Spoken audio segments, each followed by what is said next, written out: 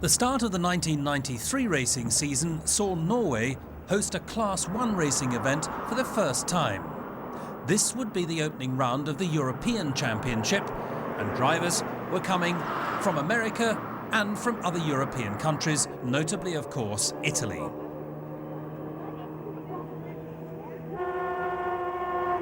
The Norwegians were also participating, although at this stage in a monohull.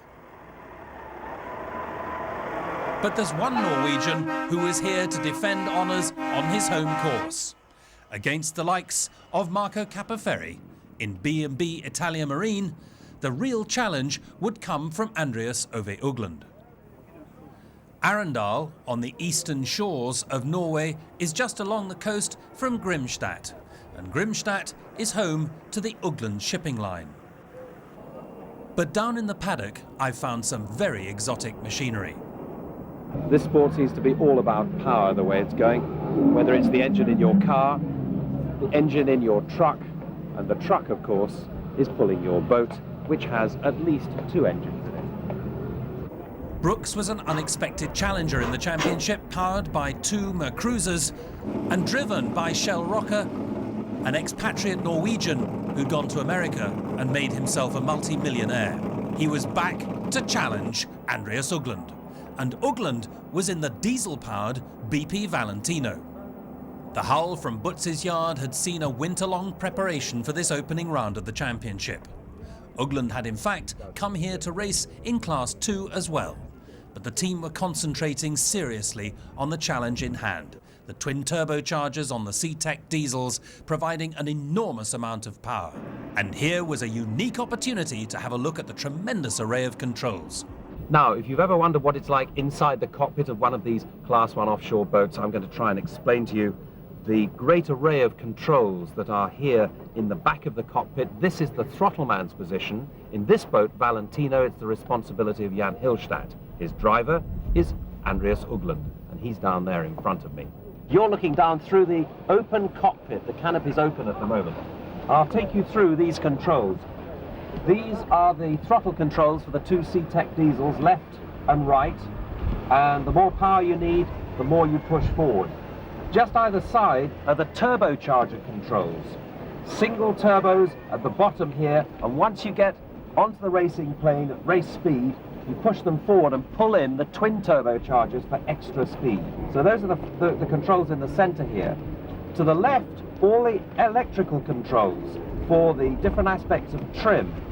On the very outside here are the 2 controls for the shafts, the propeller shafts, to move them up and down in the water, and these are the indicators here. Now, there's also a great deal of computerization on these boats now. Andreas Ugland is no exception to that, and he has on board here a special computer which continually monitors the performance of these high-performance diesel engines that he's got on board. What has it got? Well, come around this side and I'll show you. First, we have to turn on the electricity supply to the computer. The next thing I mustn't do is push either of those 2 buttons, because those start the engines. We've no water at the back at the moment, and I'd literally destroy the engine, so I'm very honored to be able to use this system at the moment. The computer gives a constant readout to the throttle man in actual racing conditions. At the top here, bar controls. This is the left engine and the right engine, and these are the turbo indicators here.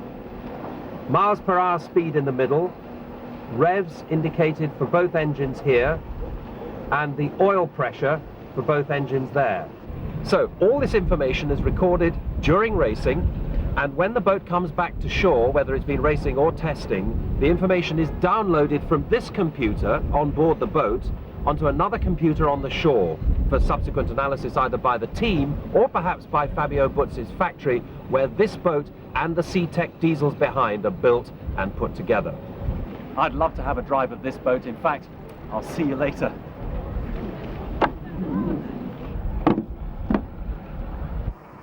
Marco Capoferri had set a high standard the previous season when he captured the European title.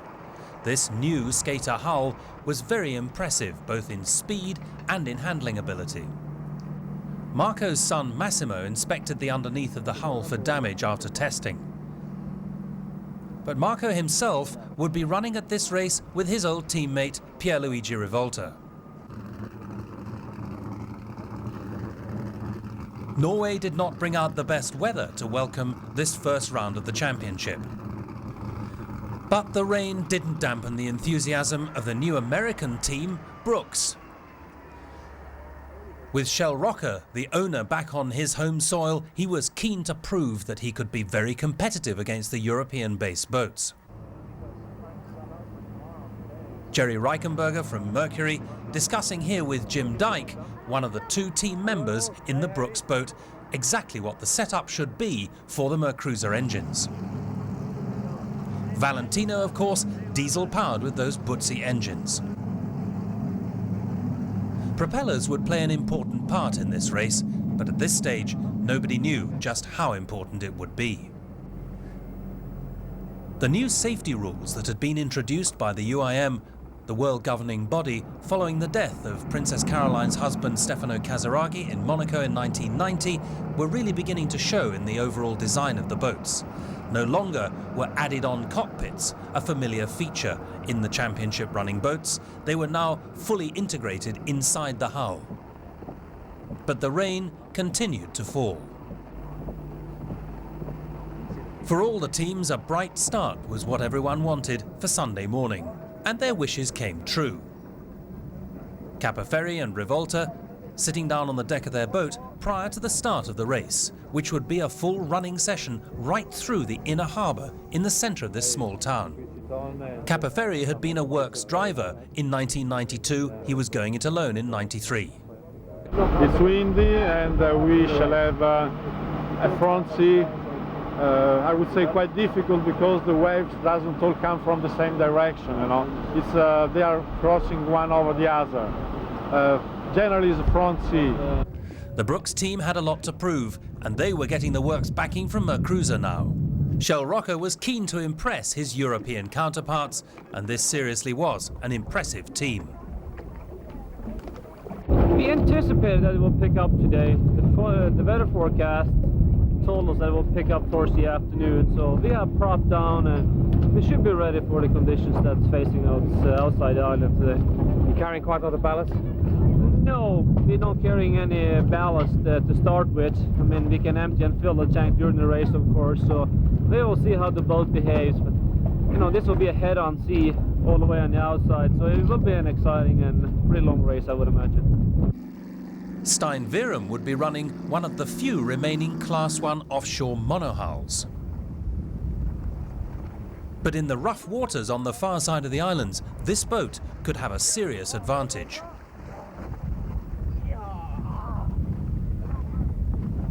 If the race has been done outside the whole time, we probably have a good chance. But you know, if the conditions are like now, we can take them in the sea, but they are taking me with 30 miles inside, because we have engines for about 650 horsepower each, and that's not probably race engines. That's engines who are reliability. We are going all over with the engines for 5 races, and all the components here have specially race engines. Throttleman Jan Hilstadt had been out for a test run in the rougher waters in the morning, and the team knew what they were in for. This, after all, was their home patch. We had a good start yesterday, at least, in the small boat. And now today, it's quite windy out there. It's blowing quite hard. But we know the waters very well. We know the small islands. We can go inside. We might take some advantage of that. And we should be fine. You know, it's working well, the boat, and everything is fine. So I think it should be going quite well. Capoferri's hull was of an identical sort to that being run by Brooks. The skater hull had become extremely popular since winning both the World Championship and European Championship titles. The Brooks team were keeping it a big secret, the type of propellers that were being run. And Mercruiser was spending a great deal of time ensuring that the engines were tuned to perfection. Reichenberger had spent the European summer in 1992 supporting Capoferri with his technical support. Now here he was, back with an American-based team, with a responsibility for those two V12 engines.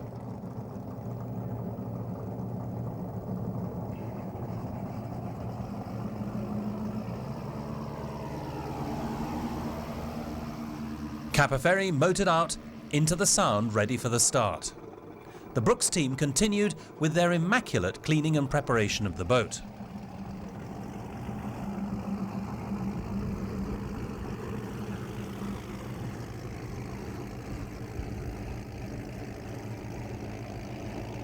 And so out to join the other boats goes Shell Rocker and Jim Dyke. The diesel-powered, much more silent boat of Ugland went out to join them.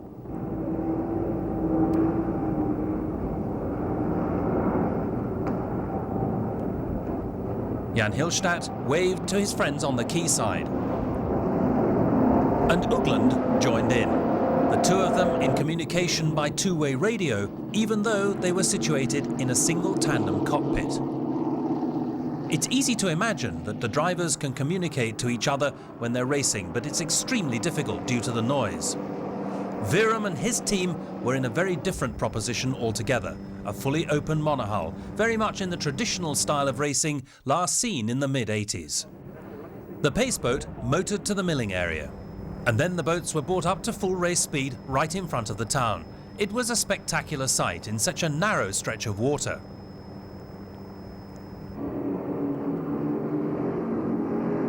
These days, Class 1 Offshore is so rarely brought this close to shore.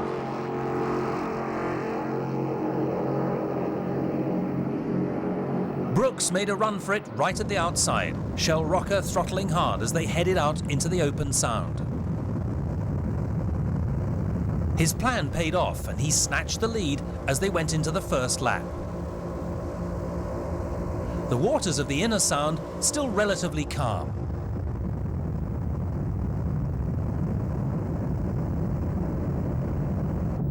Not far behind was Ugland. He couldn't afford to let Shell Rocker get too much of an advantage, and despite the heavier weight of the diesel in his boat giving him a disadvantage at the outset of the race, he had to maintain high speed. Out past the boatyards and the fish factories, out towards the open stretch of sea. Now the waters were beginning to rough up, and Ugland, with a heavier boat, could begin his charge.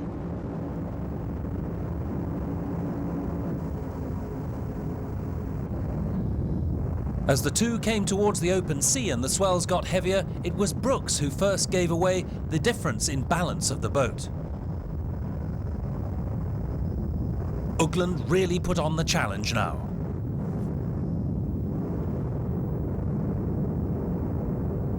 The waters quickly became much rougher as the two began to prepare themselves for the first mark and a turn right. The growl of the huge mercruisers as the throttle man watches very carefully on the crossing sea that's in front of him. His job to drop the engine revs quickly when the boat leaves the water. But the Brooks team were demonstrating they too had done their homework. The sea was getting heavier and the running much more difficult. Now Jim Dyke had slowed the boat almost to a crawl. This was no time for heroics. In their mirrors, though, they could see that Ugland was gradually closing the gap. Capoferri had had disastrous results in the opening stretch of the course. Still inside the Sound, both engines had blown.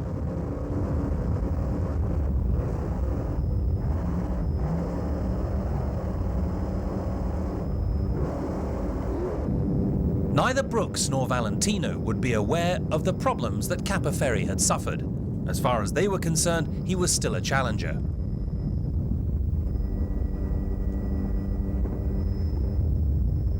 Now Valentino was really suffering with the heavy seas as well.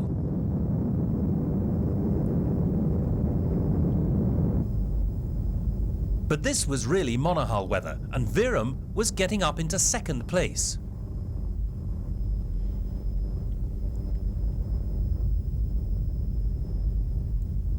the single hull of the boat ideally suited for slicing through the big waves.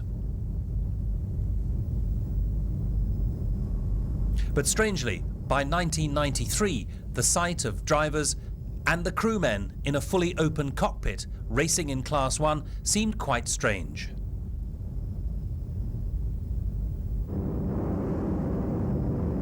Dyke and Rocker, still in first place, carried on with their charge back to the next mark, ready to turn right into the smaller sound and head back towards the town centre. But they nearly didn't make it. One huge leap off a wave, which was followed by Ugland doing exactly the same thing. The sea was extremely difficult and the monohull was catching up fast. Catamarans are ideally suited to much smoother waters, and the monohulls will quickly make up time on these open stretches of sea. But it wouldn't be long now before they took the right turn back into calmer waters, and the catamarans would pull away from the monohull once more.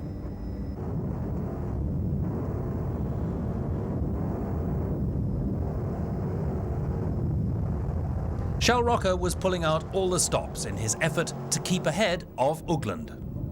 The two of them heading back and into the narrow sound before turning right through the middle of the town. This was an unusual and spectacular sight. Class 1 boats so close to land, the roar of the engines contained between the two islands.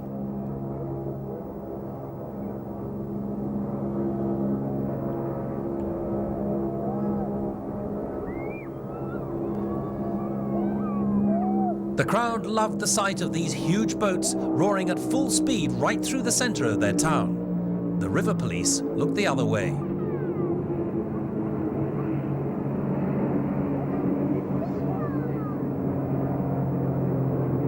Ugland knew that in this second lap he would have to make his move. Out through the calmer waters of the middle sound before they headed out towards the open sea, and Ugland put on a charge. But now disaster would strike for the American-based team. Even though they were so immaculately prepared, the pressure had been too great. Out, off the islands, was a big red boat with Brooks written down the side of it. The engine covers up, but it wasn't an engine problem.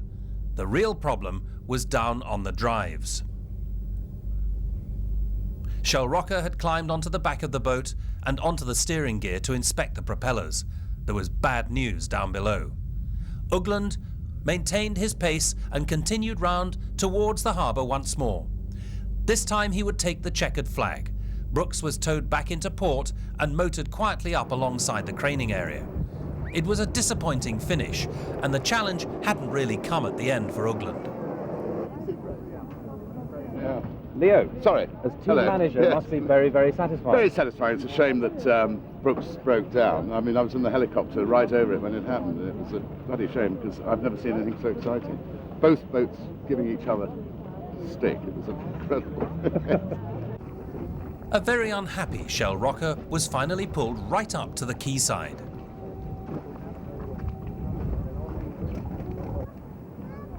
Jim Dyke came on board Valentino and congratulated Ugland and Jan Hilsteit on their win. What happened, part of one of the blades on the starboard engine come off, starboard drive. I don't know what happened. There's a brand new set of blades too, so. When that happens, what feeling do you get in the boat? A vibration that you know there's something? Yeah, we knew either it was a drive or it was a propeller because we had full oil pressure, so we knew something had happened. So we tilted up the drives and I jumped in and looked and I saw it. So that's the end of that one. Mercury props or roller props? I won't tell you that. That was a very well-guarded secret, and with damage like this, it's hardly surprising. This is what had brought the beautiful Brooks boat to a grinding halt in the sea. An imbalanced prop like this, not stopped in time, will literally shake the drive gear out of the back of the boat. Stein Veerum's persistence had paid off in the monohull. While his boat wasn't as competitive as the catamarans, a third place had been awarded to him, Brooks taking second. They were so far ahead of this boat when they broke down, they still held second place when it came to the final classification. The teams would now move south from Scandinavia, across Germany and down through France to travel across the English Channel and compete in the second round of the championship at Poole in England.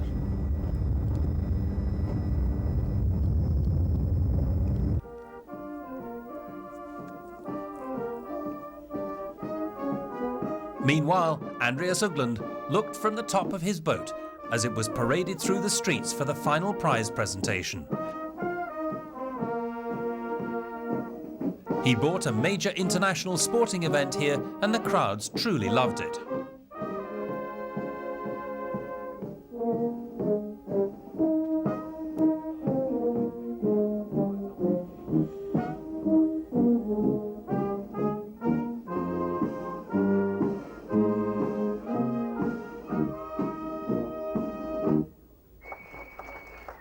Jan Hillstadt and Andreas Uggland climbed onto the podium. The points advantage was considerable now, with Kappa Ferry and of course Brooks breaking down at this early stage.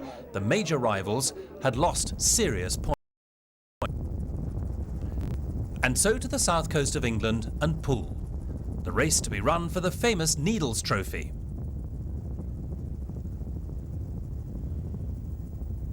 On Bournemouth Pier, the crowds began to gather, even though it was a misty day.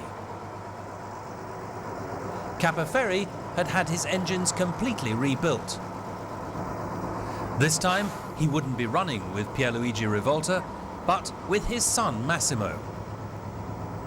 Massimo Kappa Ferry has been responsible for his own Class 1 team, but here in Class 1 European Championship, he will often run with his father.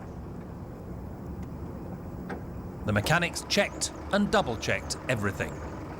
The team desperately needed points from this event.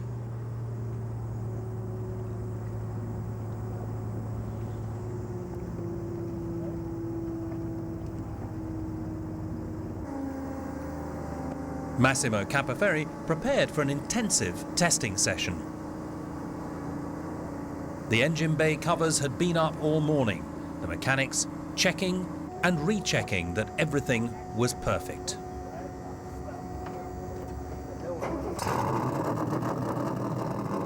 The V8 Mercruzers were fired up and warmed up prior to the test sessions. All offshore inboard engines are water-cooled, and the mechanics also check out the full power steering system before a driver takes the boat out.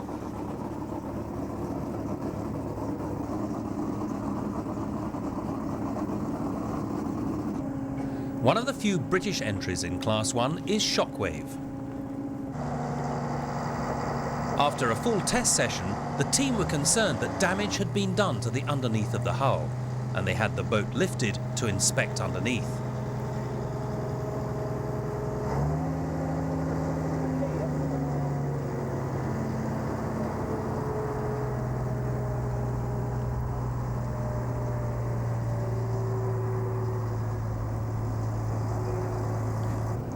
This design of boat is very much in the traditional offshore style, but as much care is taken craning the boat onto its trailer as of one of the smaller classes.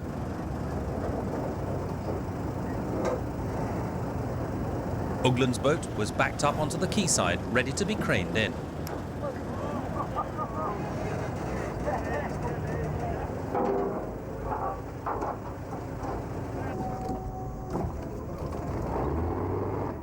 Kappa Ferry's test session had been successful.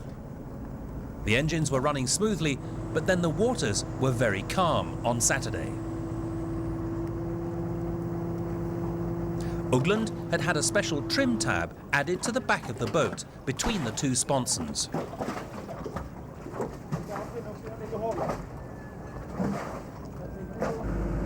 Hydraulically controlled, it would enable Andreas to effect a different attitude of the boat when running at high speed.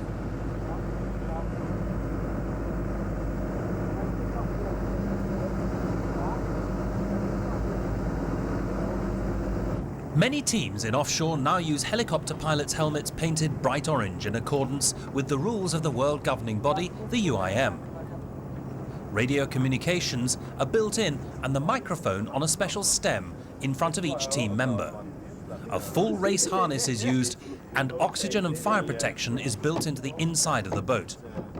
The canopy is essentially built out of a fighter aircraft cockpit, modified to be included in the deck of this Offshore Class 1 boat. The engines are turbocharged and extremely quiet. Propellers generally tend to be made by two companies, either the Roller factory in Switzerland or the Mercruiser factory in America. Cost $35,000 a pair. But the season started rather difficult for you this year in Norway. Can you tell us about it? In Norway we had some engine problem at the very start of the race, so we retired after 30 seconds, unfortunately. Can you tell us how you think you're going to do this weekend? Apparently the forecast for tomorrow is rough sea, which I like and for which my boat is very adaptable. Ugland's crew chief reported to him that Capeferri's testing had been extremely successful. The Norwegians knew they'd have to pull out every stop here if they were going to win the race. Jan Hilstadt seemed concerned about the engines.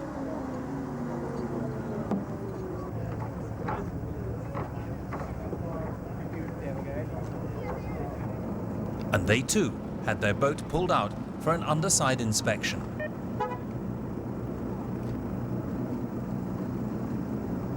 How do you see the diesel-fueled engines doing against the petrol-fueled engines? Well, we, as you know, we have two CTEC diesel engines, which are extremely powerful, developing about 1100 horsepower each.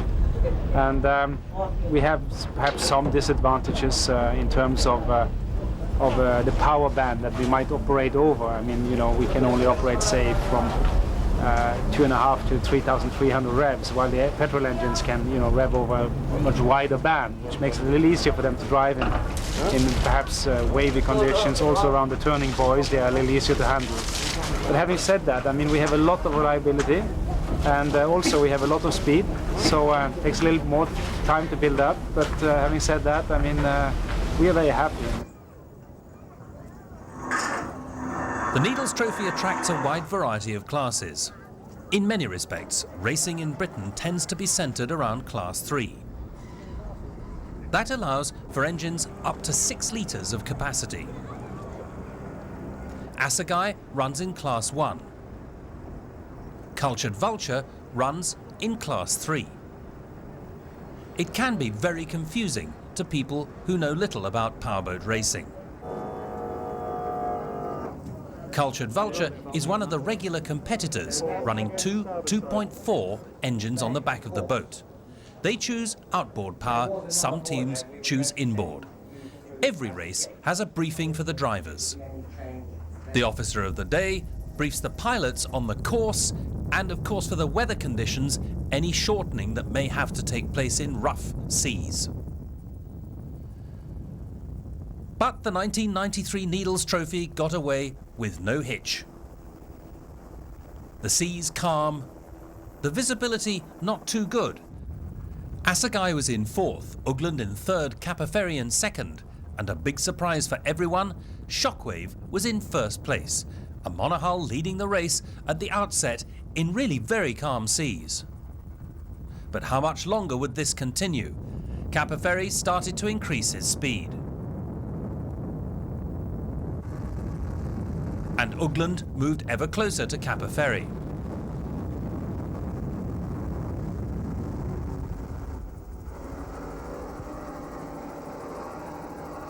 The roar of the petrol engines could be distinctly heard above the purr of the diesels.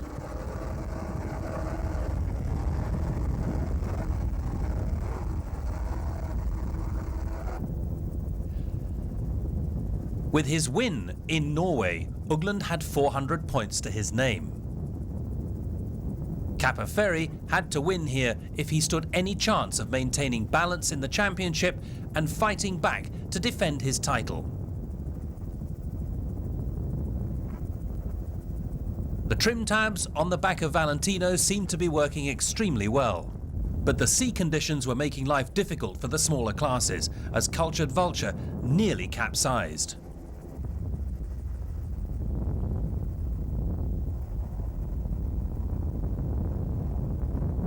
Assegai was finding the weather heavy going. With 4 2.4 Mercury engines on the back, they had plenty of power. But the balance of the boat didn't seem right, and in these heavier waters, the big Class 1s very definitely had the advantage. Ugland kept a watching brief. Kappa Ferry was still in second place, but the big surprise, Shockwave was still leading the race. Things were not going according to plan. The two catamarans should have been highly competitive on these relatively calm seas.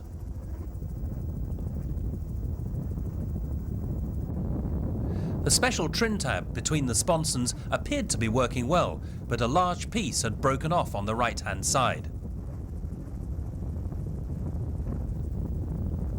Kappa Ferry continued the chase. The course set out in a series of triangles and boxes out in Poole Bay.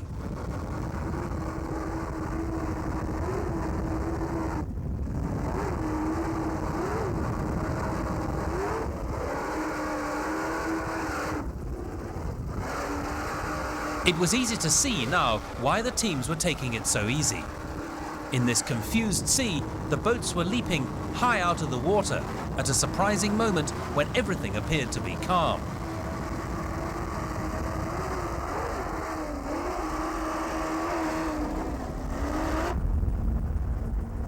Shockwave was still in the lead, but the navigator and the engineer in the back of the boat started to look very nervous.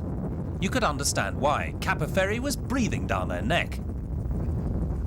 Now was the chance for Kappa Ferry to increase the power and pass Shockwave, taking the lead. Passing the club racers, trim seemed to be a little problem. It was side by side and a straight run parallel to the beach. But while Kappa Ferry was concentrating on Shockwave, Ugland had spotted an opportunity. As the teams passed one of the smaller classes, the Norwegian put the power on. He swiftly took second place.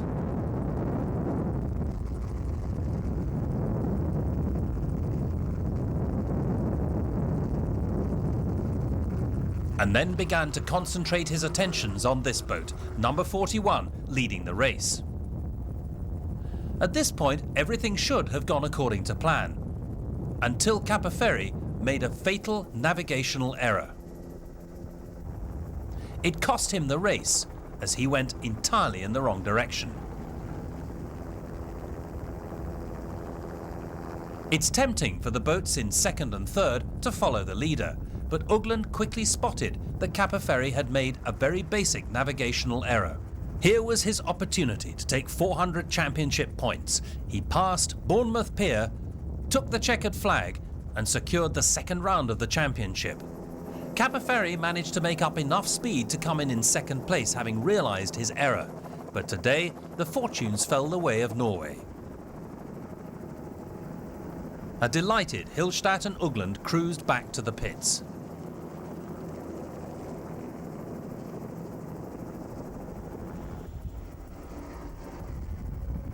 Here was Kappa Ferry, just making it into second place.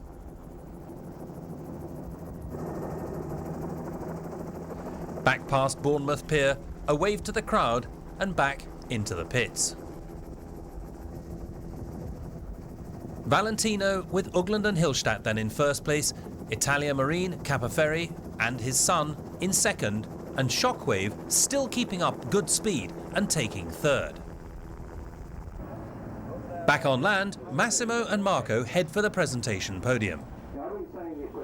The crowd waiting as the huge lorries back up ready to receive the boats when they're craned out of the water.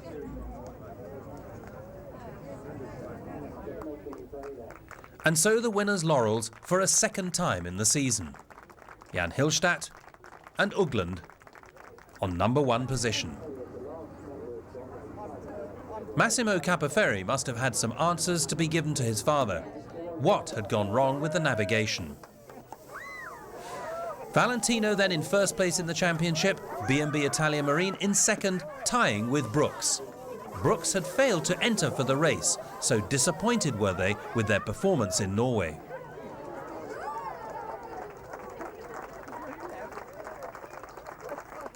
Did you have any problems with the boat? Not at all. We were driving too slowly, in my opinion, on the first lap. We were almost sleeping, but I'm lying. But no problems at all. No.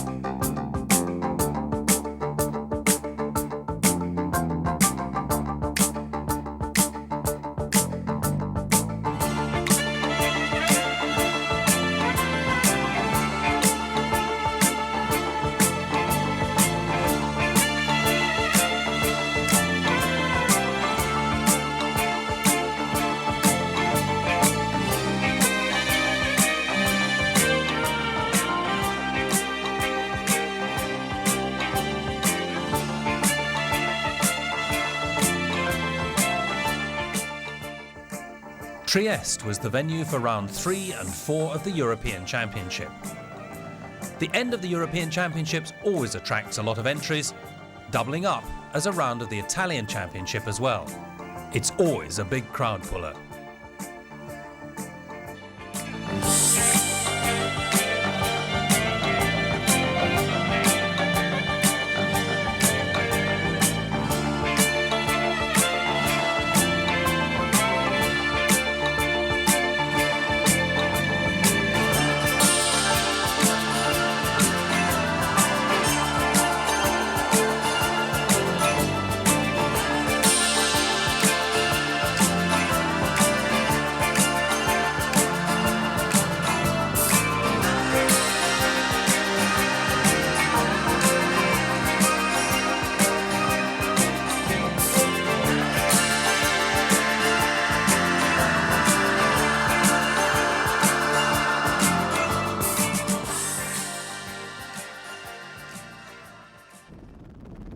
Away from the start and within sight of the Yugoslav coastline, the Class 1 boats roar off into the blue haze. Right at the outset, Domenico Achilli and the bright red Stain hull with those highly tuned Lamborghini engines takes the lead, only to be challenged by Fortuna. This third round of the European Championship, a hard fight between all the leading boats.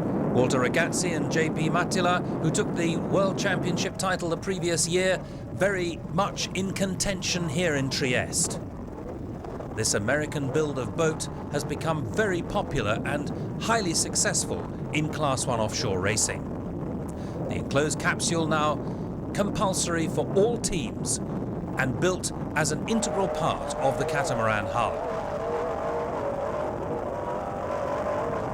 The name Giesi has become a familiar sight in Class 1 offshore racing. Norberto Ferretti, who has pioneered this design and brought remarkable success to his team. But it's been a difficult learning curve. 1992 would see the delamination of this boat during the Grand Prix in Spain. Achilli powered on, Fortuna seriously challenged for the lead, but at the end of the day, Norberto Ferretti would be on the podium in first place. The sun had shone for the first days of racing. It would be a very different story indeed when it came to round 4. Torrential rain in Trieste. This would see the cancellation of this final round of the European Class 1 Championships, a scene not dissimilar to the previous year in Genoa, when parts of the city were swept away in a torrential downpour. This was a very sad end to what had been a highly fought-for competition and title. It was a frustrating time for the drivers, but ultimately the jury would have to cancel the race. Ugland had secured enough points to take the title, And the outgoing champion sportingly interviewed him. Here with Andreas Ugland, who driving the Valentino, the Buzzi project with the CTEC engines, won 1993 European Championship. He has 800 points, he won the 2 previous races, and now we congratulate him for... But you have to say who was second, please. Yes, for his very good result, and what are your impressions now that you are a European champion? Well, it's a shame that we are not going to race today. But, well, I guess it's force majeure, and there's nothing we can do about the weather. Having said that, of course, I'm very happy to be European champion. So in this respect, I think it's in a way nice that at least you and myself, which have supported the other 2 venues in Norway and in England, that at least we should come first and second. So I'm pleased for that. Yes. What do you think about the general European Championship situation for the future? Well, I think that there's definitely a role for a European Championship. We all know, you and me, how successful it was before. We have a very successful, in many respects, World Championship going at the moment. But I think that it's becoming very capital intensive, it's becoming very time consuming, very hard to follow this kind of development for somebody like me, which is trying to race and be professional at the racing, but at the same time work. So I think that a European Championship consisting of 4, 5, 6 races should be successful in the future. Having won the European title, Ugland would move on to endurance racing in monohulls. And so we move to 1994, the opening round of the championship in Poole. This famous trophy being run for once again. Named after the string of rocks off the end of the Isle of Wight, which form the easterly end of the Powerboat Racing course. The Solent and the waters around the racecourse very famous for yachting, but for powerboat racing as well. This is England in all its seaside glory, and the crowds have come here to witness a tremendous battle that will take place not just in Class 1, but in Classes 2 and 3 as well. For over 30 boats have been entered here this weekend. Roger Fletcher has entered Shockwave number 111, a Don Shed design of hull which this year has new CTEC diesel engines in it, making it highly competitive compared to last year. The Needles Trophy could see them perhaps with a British victory in their hands. The crowds in a special walk area down one side of the pits where the boats are situated once more on Poole Quay right in the town centre, providing a great opportunity for members of the public to have a really close-up look at these spectacular boats. A new class in 1994 sees historic boats being run once more.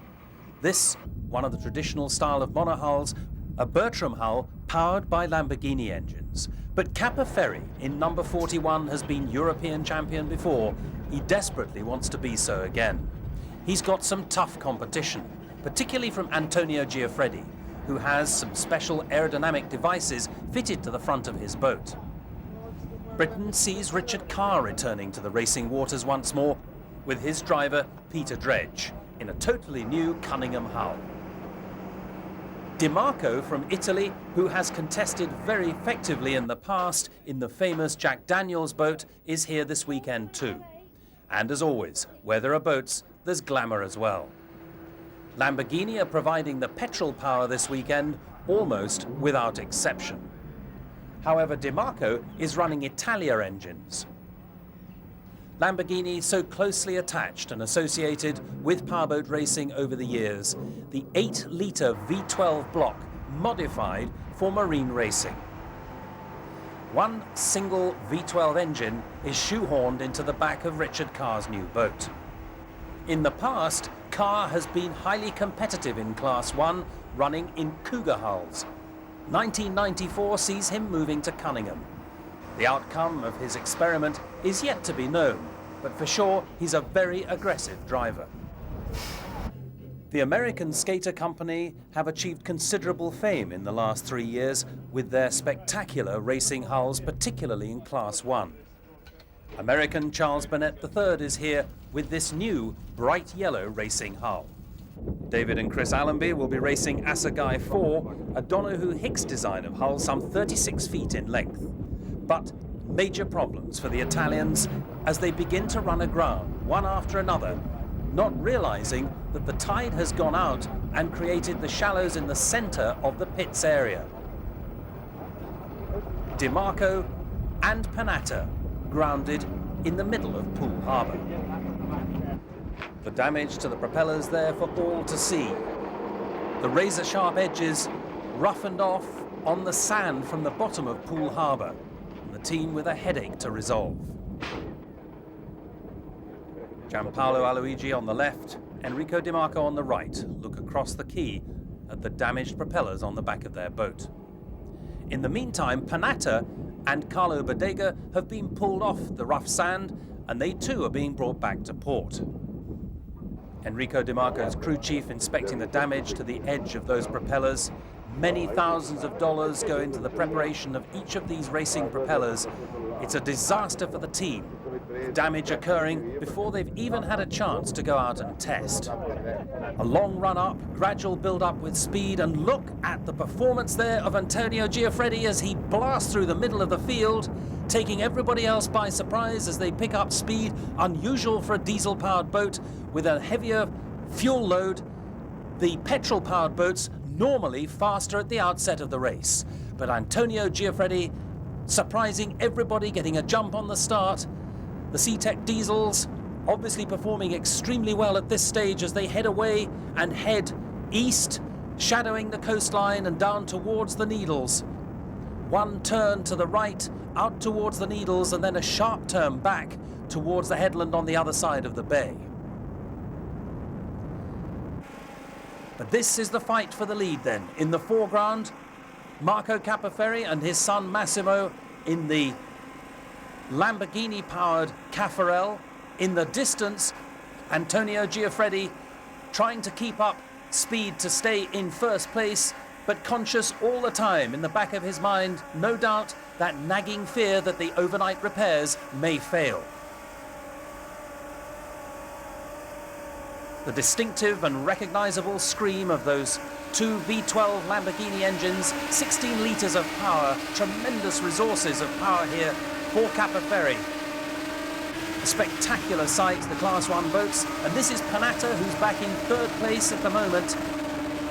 The water conditions should suit this boat. A short design of hull, ideally suited to calm water racing. You can see Carlo Bodega there. He has navigational aids to help him find his way around the course. And that looks very much as if Richard Carr's boat has pulled off and been taken into tow by one of the rescue boats. A desperate disappointment for the British driver as Panatta roars away and back towards the headland at the end of his first lap. Back in fourth place at the moment, DiMarco. He's chasing Panatta, but up ahead of Panatta is this tremendous fight for the first round of the European Championship between Capaferri and Giuffredi. And you can see after 3 laps out of 4 just how close the fight for the lead is. Very valuable championship points at stake here. Capaferri will be able to see in his mirrors all the time that Giuffredi is there and how close he is. Giuffredi closing for the lead once more. An attack as they're coming onto the final lap now as Giuffredi makes a determined effort to recapture the lead. A situation that he took right at the outset of this race. Side-by-side racing, Class 1 offshore style, spectacular at over 100 miles per hour as these two giant catamarans fight it out here in Poole Bay. Whoever wins this race will capture 400 points. 4 rounds of the championship in total, 2 in the United Kingdom, 2 in Italy. The championship likely to expand next year and take in more countries. And if this kind of racing is anything to go by, the crowds have some spectacular things to watch as Capaferri recaptures the lead from Giuffredi once more. DiMarco has moved up into third place. Commentator has pulled off the course, either with mechanical failure or because certainly he's reported as having missed a turmoil.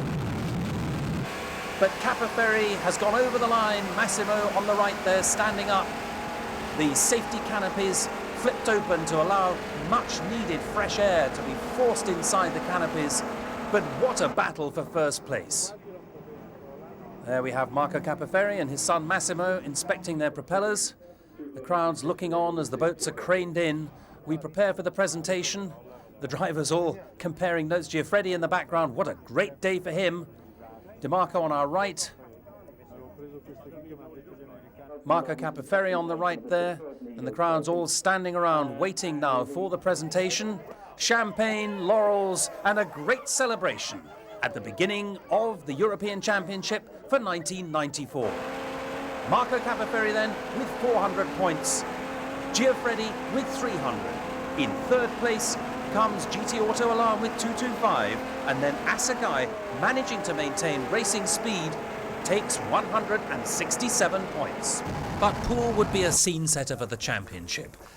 Cowes and its infamous body battering racing down to Torquay and back again would attract a fleet not only from the Endurance Series but of course from the Class 1 boats. The huge monohulls lined up in the paddock area of the old Groves and Gutteridge yard alongside the Class 1 boats.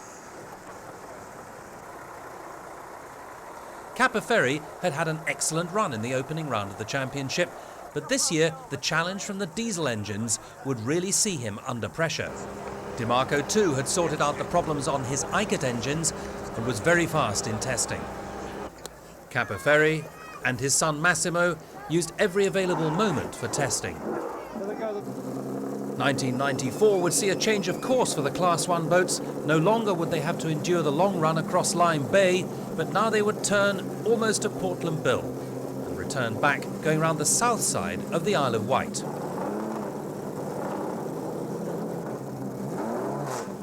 To win in Poole was really very exciting. But watching you from the helicopter, it was close between you and Giuffredi. Many times there was a question, would you lead, would he lead? Yes, we made most of the race very close together because I suppose that the top speed of the boats was quite similar.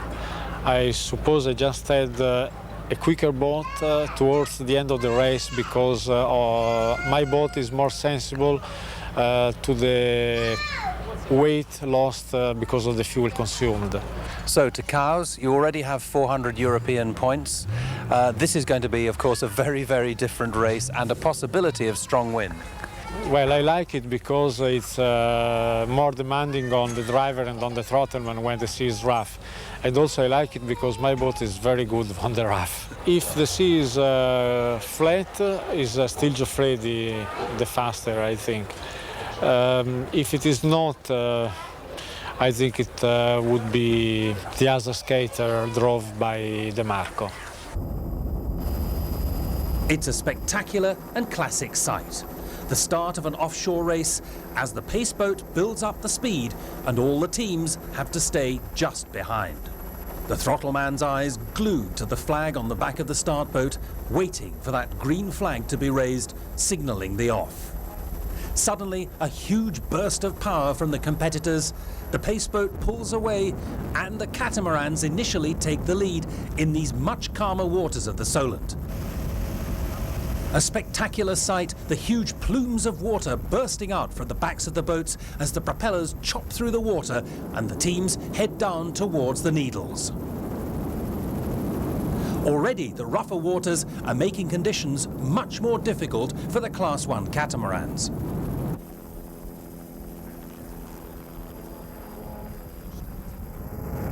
(1993) saw Ugland take the European Class 1 title from this man, Marco Capoferri. Capoferri is finding it tough going today as he chases what is a disappearing speck on the horizon, the BP Marine hull. Not far behind Ugland is this man, Bohink from Austria, leading the Endurance Championship points at the moment and determined also to take a chance at winning this great race. almost 200 nautical miles, and the sea ahead of them is getting rough. But with the boats coming round through Poole Bay, the catamarans of Capoferri and Enrico Di Marco have made up time because of calmer inshore waters. Tremendously close competition. Capoferri alongside Di Marco, the two skaters with their different design of air rams battling it out side by side. And in the distance, just behind Capoferri, is the bright red monohull of the Austrian driver Bohint. The Putzi hull, with its very distinctive wing design, giving the monohull itself lift when it requires speed. Highly effective, as we can see now. Capoferri dropping back slightly, Di Marco increasing speed as he sees the Austrian beginning to build up on the slightly calmer waters on the inshore section there, giving him an increase in performance. Spectacular backdrop, the huge cliffs just behind them. Di Marco must be very pleased with the performance of his boat. The two V12 Eichert engines running smoothly at the moment. The waters, even where they're calmer, relatively speaking, close to the cliffs here, still providing a challenge for the catamaran drivers. The throttle man concentrating on the pitch of the engines, the driver concentrating on the navigation and trying to read the water ahead of him. And here comes the Austrian Bohint, building up speed now, a great burst of speed. Sea-Tech diesels in the red monohull Casino Tivoli, petrol power in Di Marco's Eichert-powered skater hull, side by side. And that's a very risky moment there for Bohint, the Austrian. His monohull rocking enormously from side to side, known as chine walking. He really is taking some risks here. With the third place in Poole, they now head the championship, and the next round is in Rimini, where Di Marco's driver has a very definite advantage. Rimini is my city. I'm from Rimini, and so I know very well about navigation over there. And I hope see about force 2 or 3 in September.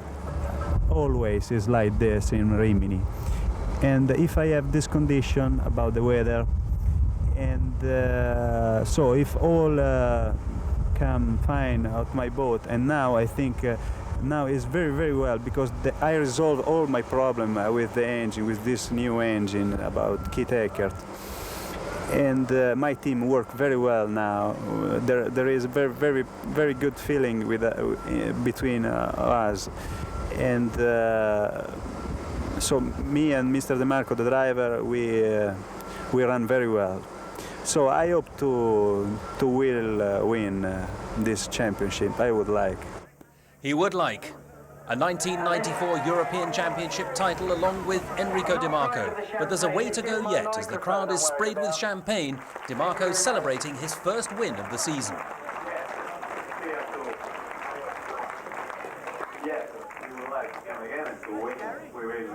And they will be back, no doubt. And so will Antonio Chiaffredi as they make their way off the podium to be greeted by Andreas Ugland, winner of the Martini class. A great celebration then amongst some of the world's top offshore powerboat drivers, here for the National Express Cowes Classic in 1994. Where Trieste and Genoa had hosted rounds of the European Championship in years gone by and concluded the European title, this year it would be Rimini. There is no doubt that Aloigi's knowledge of his local waters in Rimini would give him the advantage to take the European title, and that he and Di Marco did. Di Marco, for those of you that follow offshore closely, will remember, was part of the Jack Daniels team some 3 years ago, now running this year with Giampaolo Aloigi, a driver about whom we know very little at this stage. 89 mi è stata data l'opportunità di salire su una classe 3 e lì devo dire che sono impazzito di gioia. Giampaolo explains that in 1989 he had the opportunity to start racing offshore in class 3. Shortly afterwards, he met Enrico Di Marco at a Class 1 event, started to race in the National Championship in Italy, scoring well in the boat Cardinal. Using his Sottafraschini diesel engines, he went on to form a team with DeMarco in 1992, and this year they form a two-man crew, DeMarco on the throttles and Aloigi as the driver. The engines in this boat of DeMarco's are immaculately prepared. Yes. Tell me about them. They're basically a Chevrolet big block with dart heads, only fuel injected, electronically fuel injected, no supercharge, no turbocharge. We produce over 900 horsepower for 8 liters. A lot of the accessories on the boat are self-made in our company. Pretty much the company itself produces everything for the motor, aside from the electronic fuel injection. What do you go through after a race? Does total strip down of all the engines? Usually one